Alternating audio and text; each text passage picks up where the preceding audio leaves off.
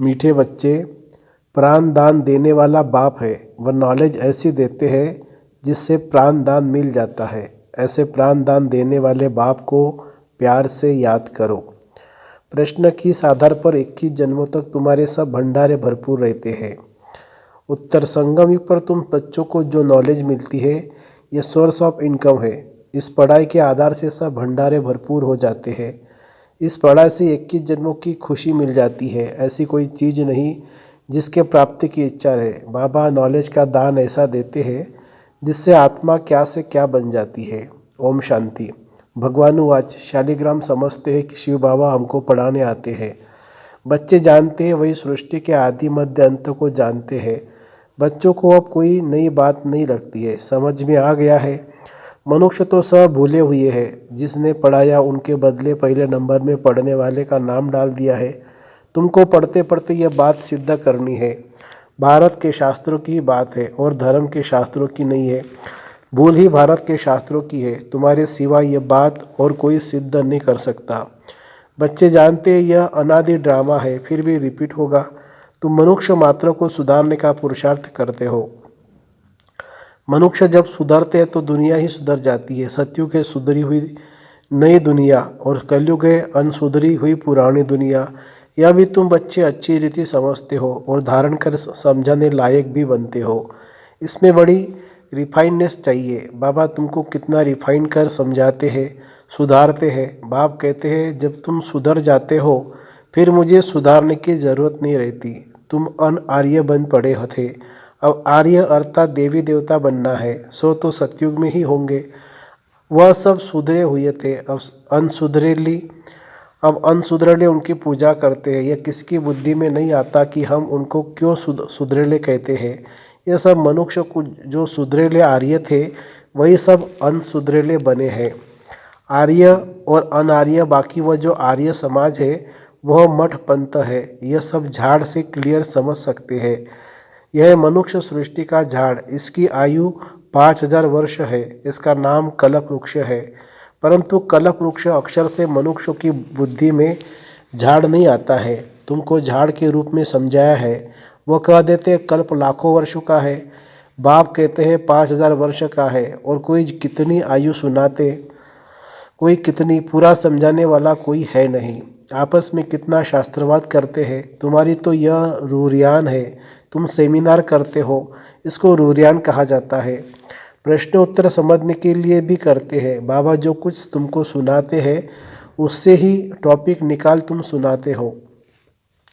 वो लोग क्या सुनाते हैं यह भी तुम जाकर सुनो, फिर आकर सुनाना चाहिए कि इस प्रकार का वाद विवाद चलता है। पहले तो यह समझाना है कि गीता का भगवान कौन। भगवान बाप को भूलने के कारण बिल्कुल चट खाते में आ गए हैं। तुम बच्चों का तो बाप से लव है।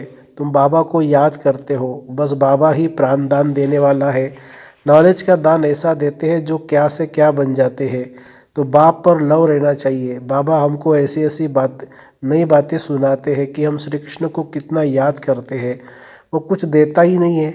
श्री नारायण को याद करते हैं, फिर याद करने से कुछ होता है क्या? हम तो कंगाल के कंगाल ही रह गए थे। देवताएं कितने साल्वेंट थे। अब सभी आर्टिफिशियल चीज़ें हो गई है जिसका दाम नहीं है, उनका आज दाम हो गया है। वहाँ अनाज आदि के दाम की बात ही नहीं। सबको अपनी अपनी प्रॉपर्टी आदि है।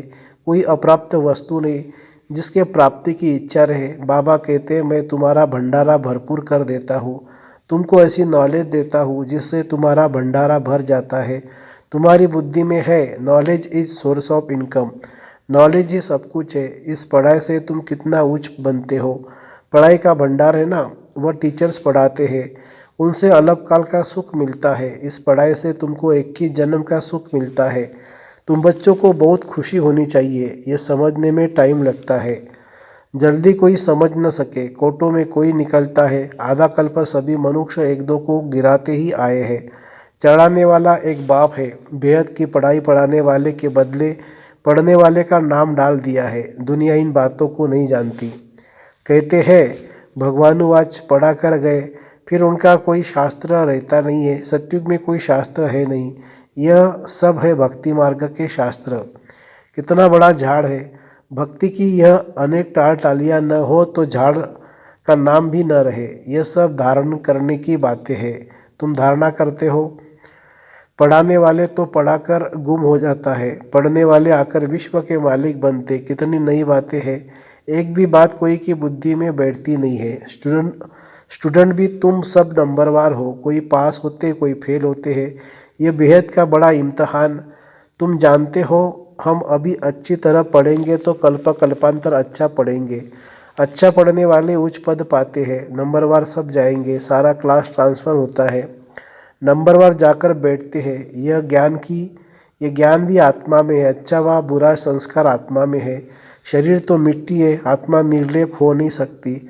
100% सतोप्रधान और 100% तमोप्रधान कौन है, यह भी तुम समझते हो। पहले तो गरीबों को उठाना पड़े। वह पहले आएंगे। गुरुओं के भी अच्छे अच्छे अनन्य शिष्य जब आएंगे तब उन सब की बुद्धि खुलेगी। देखेंगे यह तो हमारे ही पत्ते निकलते जाते हैं। यहाँ के जो होंगे वह निकल आएंगे। बाप आकर नया झाड़ शुरू करते हैं। जो और धर्मों में जाकर पड़े हैं वह सब लौटेंगे, फिर भी अपने भारत में ही आएंगे। भारतवासी थे ना, हमारी डाल के जो है वह सब आ जाएंगे।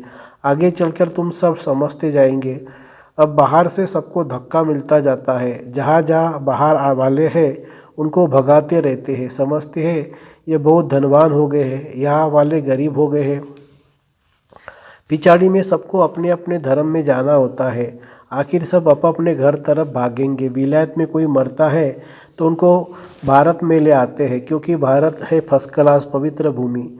भारत में इन नई दुनिया थी। इस समय इसको वॉइसलेस वर्ल्ड नहीं कह सकते हैं, यह है विशेष वर्ल्ड।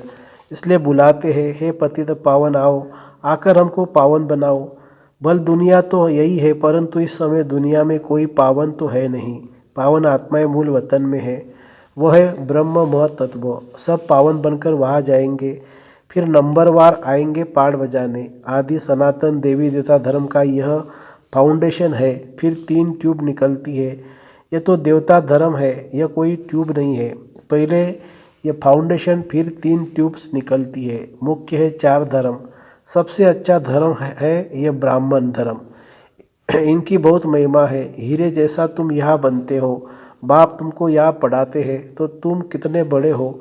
देवताओं से भी तुम ब्राह्मण बड़े नॉलेजफुल हो। वंडर है ना, हम जो नॉलेज लेते हैं वो हमारे साथ चलती है, फिर वहाँ नॉलेज को भी भूल जाते हैं।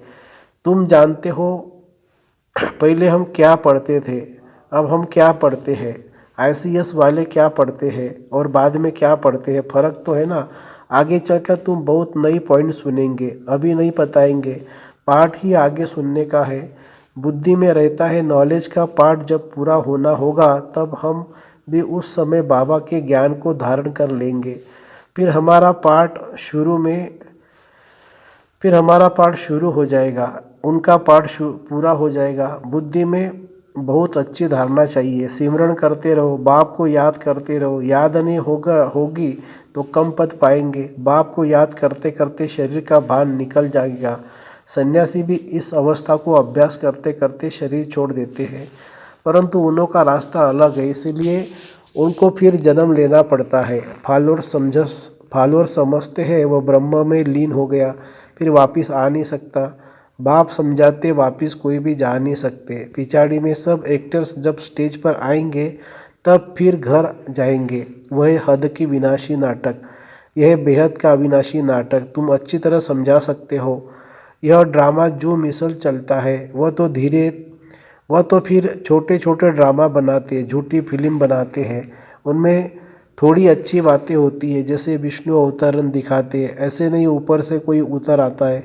लक्ष्मी नारायण पाड़ बजाने आते हैं, बाकी ऊपर से कोई नहीं आते हैं। अब तुम बच्चों को बाप पढ़ाते हैं तब यह बातें तुम सब समझ सकते हो। पहले तुम भी तुच्छ बुद्धि थे, जब बाप ने समझाया है तब तुम्हारे कपाड़ खुल गए हैं।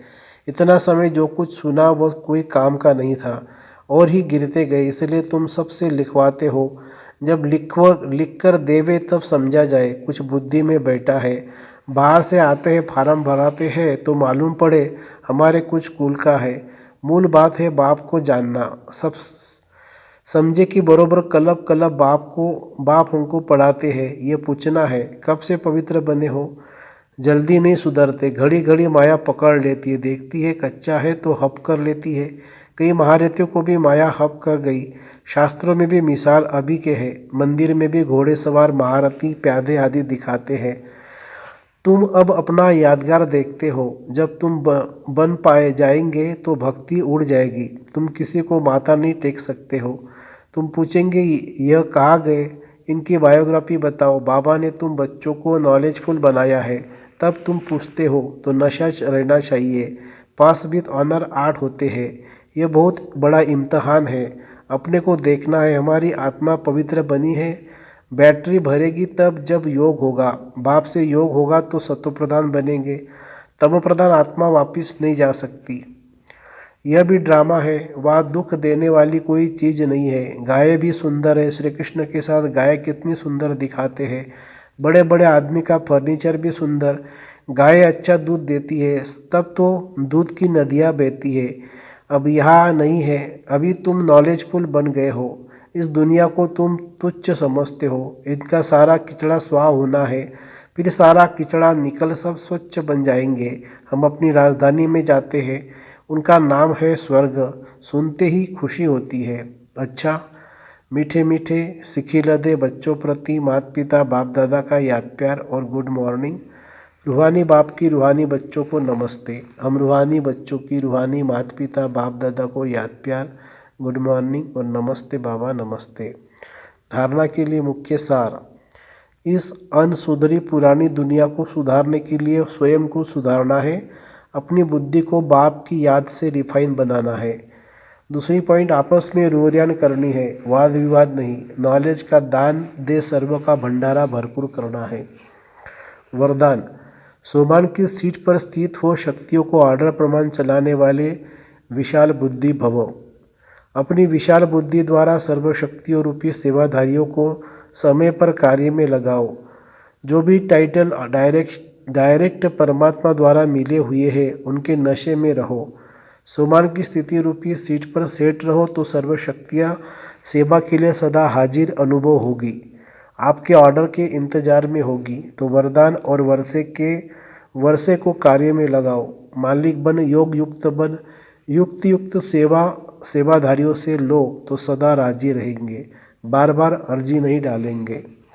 स्लोगन है, कोई भी कार्य शुरू करने के पहले विशेष यह स्मृति इमर्ज करो कि सफलता मुझ श्रेष्ठ ब्राह्मण आत्मा का जन्म सिद्ध अधिकार है। कोई भी कार्य शुरू करने के पहले विशेष यह स्मृति इमर्ज करो कि सफलता मुझ श्रेष्ठ ब्राह्मण आत्मा का जन्म सिद्ध अधिकार है। अच्छा, ओम शांति।